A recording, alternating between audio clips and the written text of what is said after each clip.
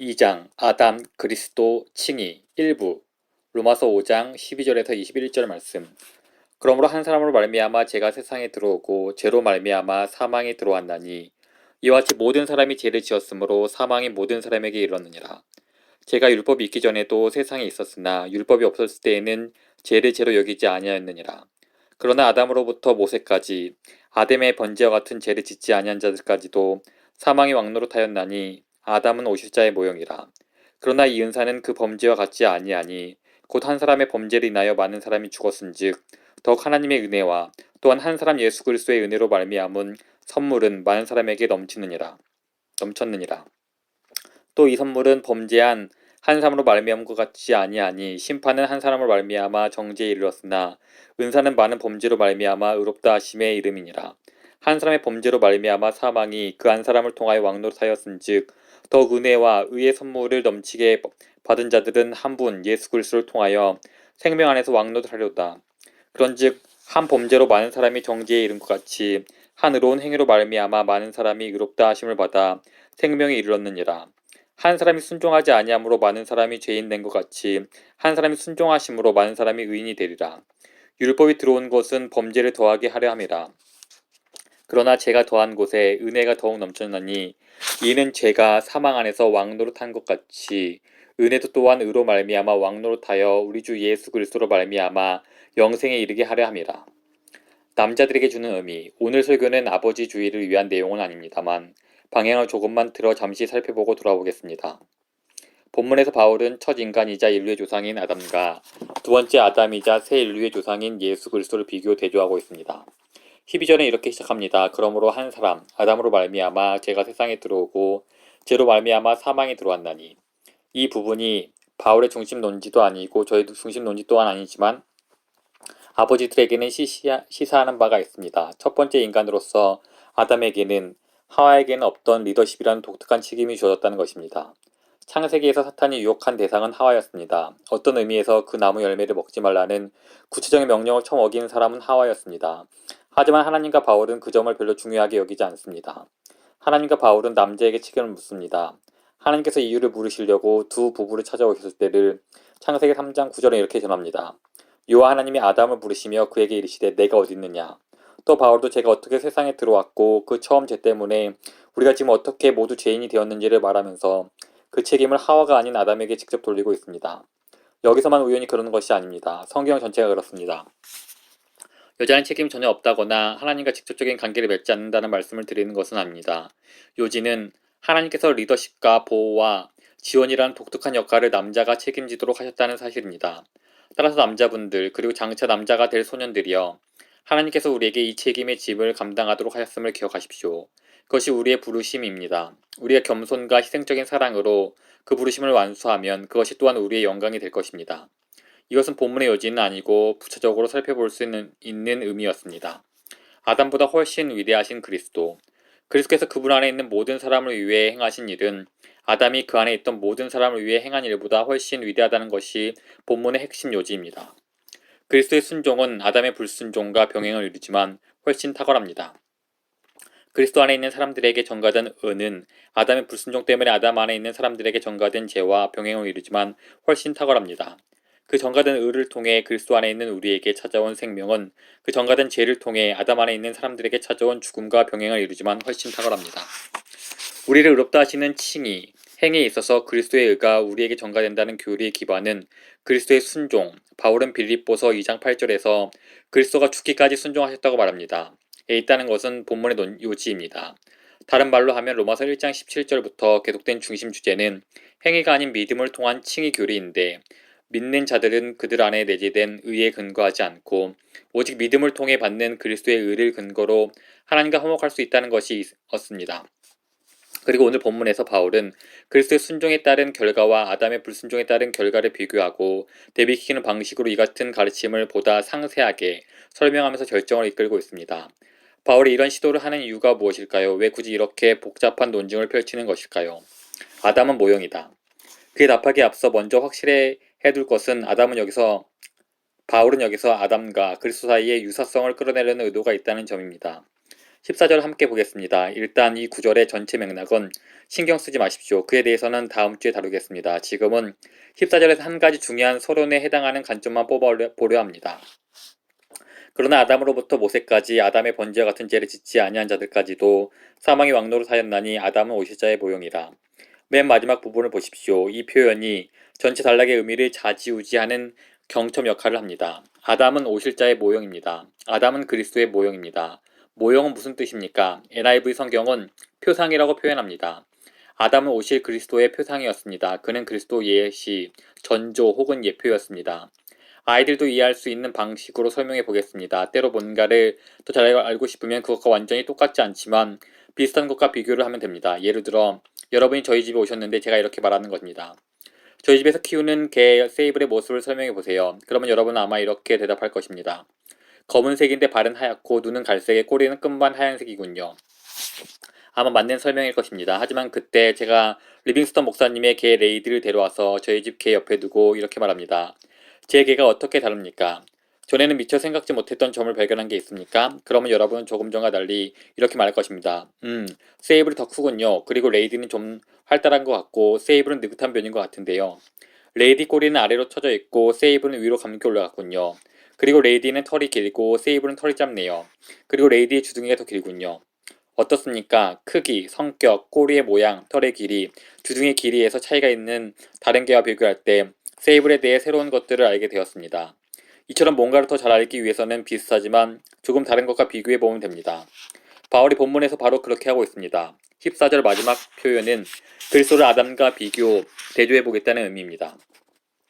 아담을 모형 혹은 표상으로 삼겠다는 말입니다. 물론 그렇게 하는 목적은 그리스도의 사역을 보다 분명하고 보다 온전하고 보다 깊이 있게 살펴보고 그리스도가 어떻게 우리의 얻은 칭의 기반이 되시는지를 보는 데 있습니다. 그러면 바울은 왜 이런 접근 방식을 취할까요? 칭의를 좀 더 충분히 그리고 좀 더 깊이 있게 설명하려면 다른 방법도 있었을 텐데 말입니다. 왜 첫 인간인 아담을 끌어와 그의 죄와 그것이 온 인류에게 미친 영향에 대해 언급하고 그것을 그리스도와 그분의 의 그리고 그분의 의가 그 안에 있는 모든 사람에게 미친 영향과 비교하는 것일까요? 왜 이런 시기로 접근하고 있을까요? 아담은 모든 사람의 조상이다. 한 가지 이상의 이유가 있습니다. 그리고 그 이유들은 전부 연결되어 있습니다. 저는 여기서 한 가지 이유만 말씀드릴 텐데 다른 이유들은 모두 이것과 연결되어 있습니다.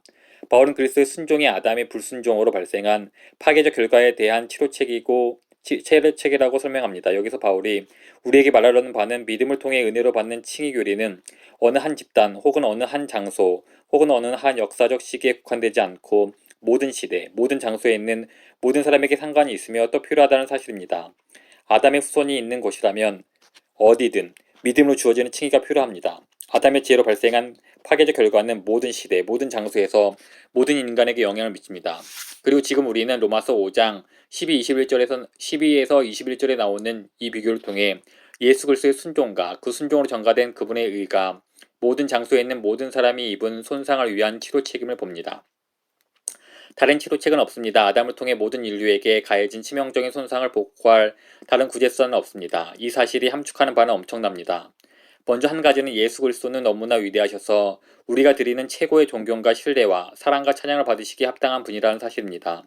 주님이 위대하시고 높이 찬양받기에 합당하시고 그 위대함은 측량할 길이 없습니다. 자신을 신뢰하는 사람은 어디에 있는 누구든 그 가장 깊은 죄의 문제로 치료해 주실 수 있는 방법으로 사셨고 죽으셨던 분이 바로 그분이십니다. 오직 그분뿐입니다.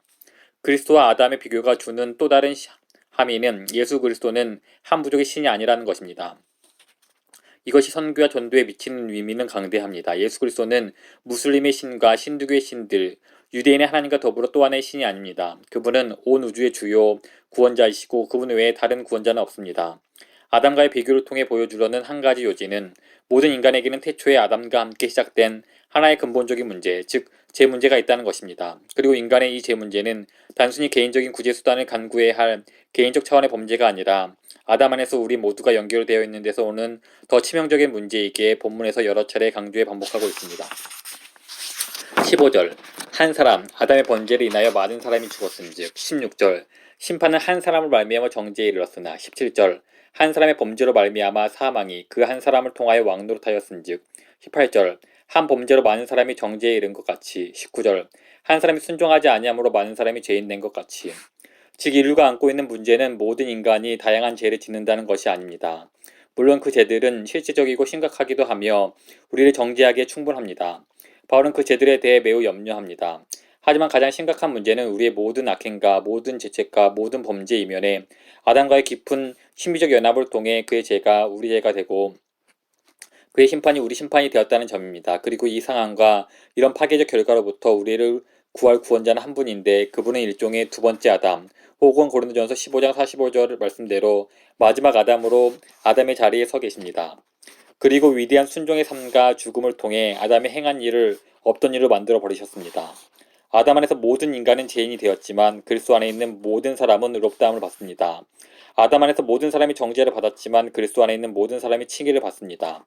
이것을 선교사들과 국내에서 복음을 전하는 분들을 위해 적용해 보겠습니다. 행위 가진 믿음을 통해 그리스도의 순종이 전가된 것을 기반으로 은혜로 주어지는 칭의 교리가 마르틴 루터라는 한 수도사의 죄책감에서 잉태되어 유럽 세계관에 가공해낸 꾸며낸 이야기라고 생각하지 마십시오. 결코 그렇지 않습니다. 칭의 교리는 역사적 사실에 기반을 둔 단 하나의 열쇠입니다. 왜냐하면 칭의 교리는 모든 이의 첫 조상 아담이라는 인물 안에서 비롯된 역사적 손상을 해결하기 위해 예수 그리스도라는 한 인격 안에 기반을 둔 역사적 치료책이기 때문입니다.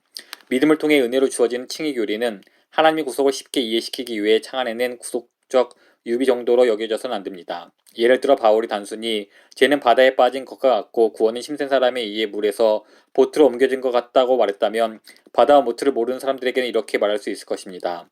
죄는 모래 구덩이에 빠진 것과 같고 구원은 힘센 사람에 의해 견고한 바위로 옮겨진 것과 같다.